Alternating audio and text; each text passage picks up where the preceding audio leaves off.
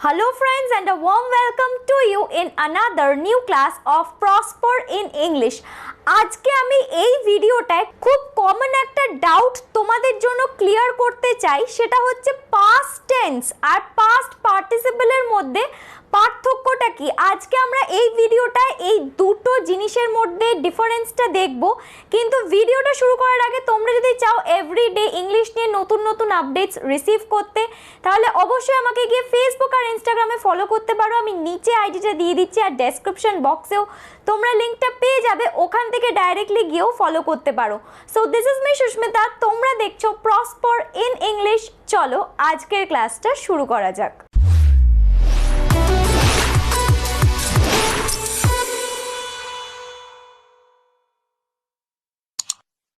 আমি অনেক স্টুডেন্টকে দেখেছি যে পাস্ট টেন্স আর পাস্ট পার্টিসিপলের মধ্যে যে পার্থক্যটা, যে ডিফারেন্সটা আছে আর কখন কোনটা ব্যবহার করতে হয় সেইটা অনেকে ভুল করে। আর ঠিক তাই জন্য এই ভিডিওটা আজকে এই টপিকটার উপরে আমি রেখেছি। দুটো কথা দেখো, পাস্ট টেন্স আর পাস্ট পার্টিসিপল দুটো কথাই কি আলাদা? হ্যাঁ, পাস্ট কথাটা একই আছে, কিন্তু একটার সাথে আমি বলছি পাস্ট টেন্স আর আরেকটার সাথে আমি লিখছি পাস্ট পার্টিসিপল।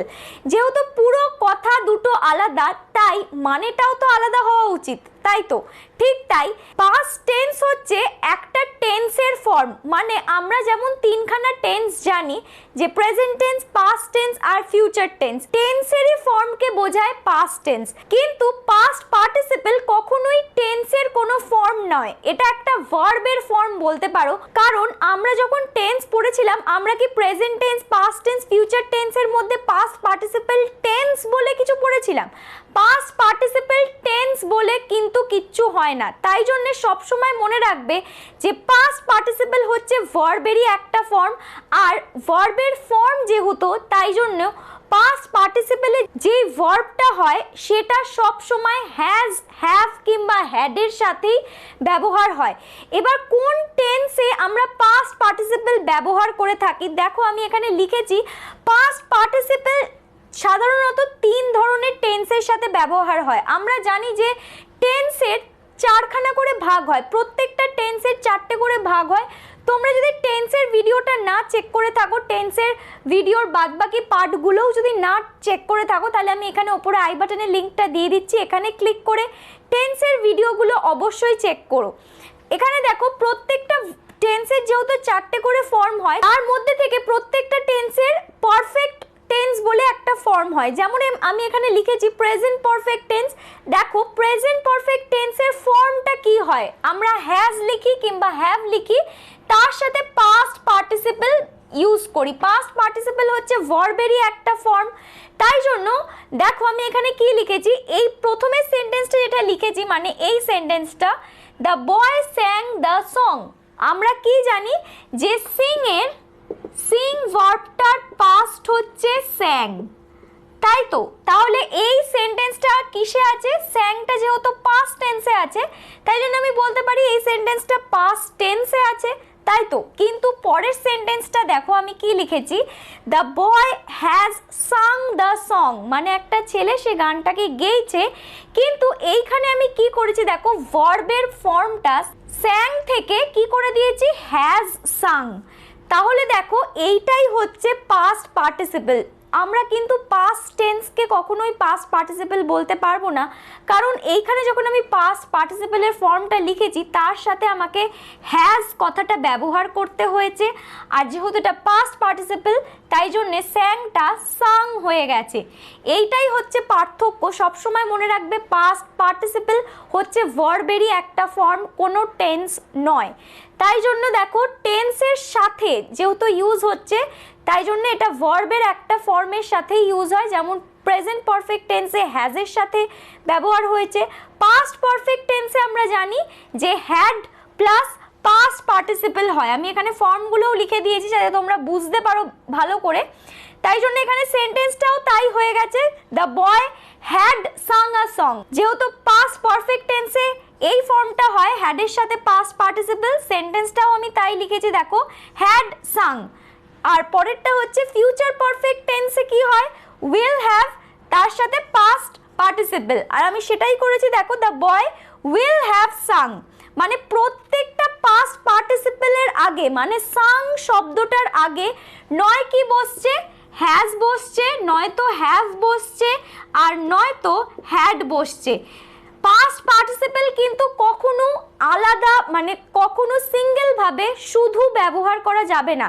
যখনই যে কোনো সেন্টেন্সে আমি যদি টেন্সও বাদ দিয়ে দিই, নর্মাল ধরো এমনি সাধারণ কোনো আমি সেন্টেন্স বলছি, সেটাতে আমি পাস্ট পার্টিসিপল ব্যবহার করছি, তার আগে সবসময় একটা হ্যাজ, হ্যাভ কিংবা হ্যাড বসবে, যেমন এখানে টেন্সগুলোতে বসিয়েছি। এবার কখন সেটা বসবে সেটা তোমরা যেমন ভাবে সেন্টেন্সটা বলছো, যেই টেন্স অনুযায়ী সেন্টেন্সটা বলবে সেই টেন্স অনুযায়ী হ্যাজ, হ্যাভ, হ্যাডটা বসবে পাস্ট পার্টিসিপলের সাথে, যেমন তোমাদের আমি এইখানে বোঝালাম। আর আরো একটা জিনিস মনে রাখা দরকার, যখন তোমরা পাস্ট পার্টিসিপল বুঝছো তখন পাস্ট টেন্সে আমরা কি জানি, পাস্ট টেন্স যখন আমরা করি ভার্বের সাথে নয় ডি আর নয়তো ইডি যোগ করে পাস্ট টেন্সে করি, কিন্তু পাস্ট পার্টিসিপল যখন করি সব সময় কিন্তু একটা ফিক্সড প্যাটার্ন মানে একটা নিয়ম থাকে না, অনেক সময় ভার্বের ফর্মগুলো পাল্টাতে থাকে, বিভিন্ন টাইপের নিয়ম, বিভিন্ন টাইপের রুলস ব্যবহার হয়। আর ঠিক তাই জন্য তোমাদের রেগুলার ভার্ব আর ইররেগুলার ভার্বের কনসেপ্টটা জানাটাও খুব দরকার। পাস্ট পার্টিসিপল ভার্বগুলোকে দুটো ভার্বে ভাগ করে থাকি, একটাকে বলা হয় রেগুলার ভার্ব, মানে যেই ভার্বগুলোর সাথে আমরা ডি আর ইডি ব্যবহার করে ভার্বগুলোকে পাল্টাতে পারি, আর ইররেগুলার ভার্ব হচ্ছে যেই ভার্বগুলোর সাথে কোনো ফিক্সড প্যাটার্ন মানে একটা ফিক্সড ফর্মুলা বলতে পারো কাজ করে না, সেই ভার্বগুলো যেমন তেমন ভাবে পাল্টাতে পারে, সেইগুলোকে ইররেগুলার ভার্ব বলা হয়। আমি প্লে লিস্টে অলরেডি রেগুলার ভার্ব আর ইররেগুলার ভার্বের উপরে ভিডিও করেছি, তোমরা প্লে লিস্টে ভিডিওটা পেয়ে যাবে, আমি এখানে উপরে আই বাটনের লিঙ্কটা দিয়ে দিচ্ছি। রেগুলার ভার্ব আর ইররেগুলার ভার্বের ওই কনসেপ্টটা অবশ্যই ক্লিয়ার করো, তাহলে পাস্ট পার্টিসিপল এই কনসেপ্টটা কাকে বলে, কেন, কখন, কিরম ভাবে ব্যবহার হচ্ছে, এই ডাউটসগুলো সমস্ত একদম ক্লিয়ার হয়ে যাবে। এখানে আমি যেটা করেছি দেখো, এই দিকে ইররেগুলার ভার্বসের কতগুলো রুলস তোমাদের জন্য লিখে দিয়েছি, যে কেমন ভাবে পাস্ট পার্টিসিপলে ভার্বগুলো চেঞ্জ হবে ইররেগুলার ভার্বসের।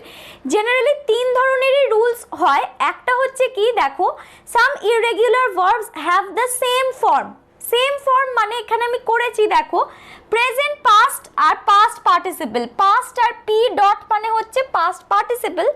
এখানে দেখো তিনখানা ফর্মের ভার্বটা একই রয়ে গেছে, যেমন প্রেজেন্ট টেন্সে আমি লিখেছি কস্ট, পাস্ট টেন্সেও কস্টই হয়ে যাবে আর পাস্ট পার্টিসিপলেও কস্ট থাকবে, মানে কোনো চেঞ্জ হবে না, ডি ইডি কিচ্ছু বসাবো না। আর পরেরটা হচ্ছে কাট, একই থেকে যাবে, পাস্ট টেন্সে কাট, পাস্ট পার্টিসিপলেও কাট।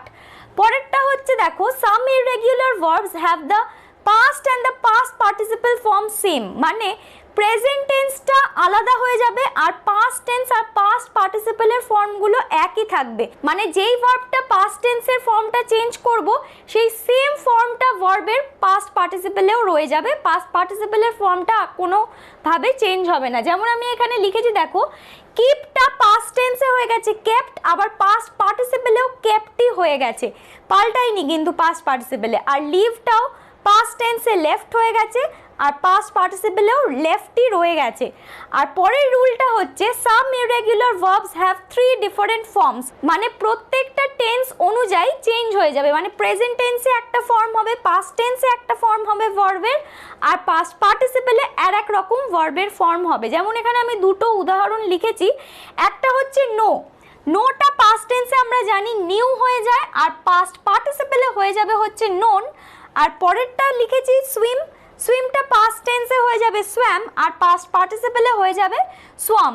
এই ভিডিওতে আমি তিনটে, যেহেতু এই তিনটে রুলস ইররেগুলার ভার্বসের সব থেকে ইম্পর্টেন্ট, তাই জন্য তিনটে রুলসই এই ভিডিওটায় তোমাদের বলে দিলাম। আর যেই ভিডিওটা তোমাদের আমি দেখার কথা বললাম রেগুলার ভার্ব আর ইররেগুলার ভার্বের ভিডিওটা, সেই ভিডিওটায় ডিটেলসে সব কিছু বলা আছে, সব কিছু ডিসকাস করা আছে, তোমরা ওই ভিডিওটা অবশ্যই গিয়ে দেখো, তাহলে আরও ভালো করে কনসেপ্টটা ক্লিয়ার হয়ে যাবে। তাহলে আজকের ভিডিওটা মানে আজকের ক্লাসটা এখানেই শেষ করছি, দেখা হচ্ছে তোমাদের সাথে খুব তাড়াতাড়ি পরের ভিডিওতে মানে পরের ক্লাসে। আর এই ভিডিওটা ভালো লেগে থাকলে অবশ্যই একটা লাইক করো আর তোমাদের ফ্রেন্ডসদের সাথে শেয়ার করো। তাদের ইনভাইট করো প্রসপার ইন ইংলিশ চ্যানেলটা জয়েন করার জন্য। আর তোমরা যদি আমার ভিডিওস রেগুলারলি দেখে থাকো তোমরা জানবে যে আমি ভিডিওসগুলো শেয়ার কেন করতে বলি, কারণ তোমাদের মতন এরকম অনেকে আছে যারা ইংলিশ ভালো করে শিখতে চায় কিন্তু তারা জানে না ঠিক কোথা থেকে শুরু করবে।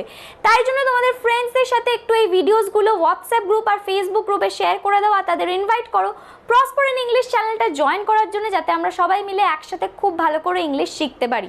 আর তোমরা যদি এখনো প্রসপার ইন ইংলিশ চ্যানেলটা সাবস্ক্রাইব না করে থাকো তাহলে প্রসপার ইন ইংলিশ চ্যানেলটা অবশ্যই সাবস্ক্রাইব করে নাও, কারণ আমি এরম টাইপের videos English grammar, English vocabulary, spoken English নিয়ে রেগুলারলি ভিডিওস আপডেট করতে থাকি। আর তোমরা যখন সাবস্ক্রাইব করছো আরও একটা জিনিস অবশ্যই খেয়াল রাখবে, যখন সাবস্ক্রাইব করছো সাবস্ক্রাইব বাটনটা প্রেস করে বেল আইকনটা ক্লিক করে অল করে দিও। যদি অল না করো তাহলে অনেক ভিডিওর নোটিফিকেশন মিস করে যেতে পারো। তাহলে যখন সাবস্ক্রাইব করবে সাবস্ক্রাইব বাটনটা প্রেস করো, বেল আইকনটা ক্লিক করে অল করে দিও।